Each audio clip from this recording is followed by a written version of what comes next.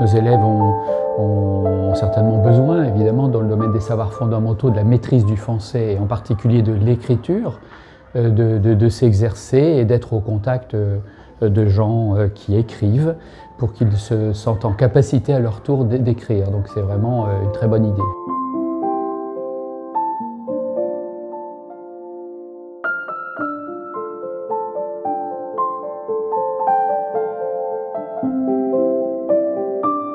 Évidemment, c'est bien quand on peut contextualiser les programmes d'enseignement et donc se référer à des producteurs locaux de textes ou à des histoires locales.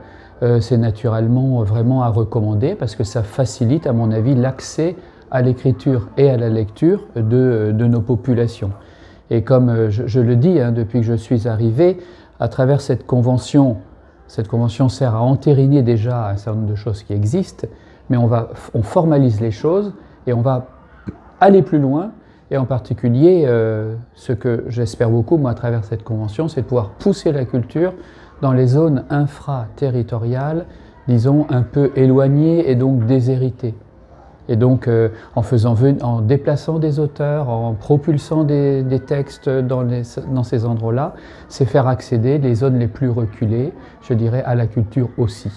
Tous les textes, enfin les textes qui ont été choisis, d'après ce que j'ai compris, à part peut-être celui sur l'Ukraine, mais c'est un sujet universel, sont des sujets quand même calédoniens qui parlent par le vocabulaire, par le thème.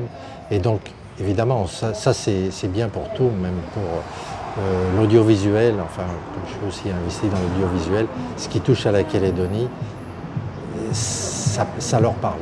Et puis je trouve ça très bien au niveau des jeunes, des scolaires, des collèges, des CDI, de pouvoir rentrer en contact de lecture avec eux, parce que bon, il ne faut pas se mentir, c'est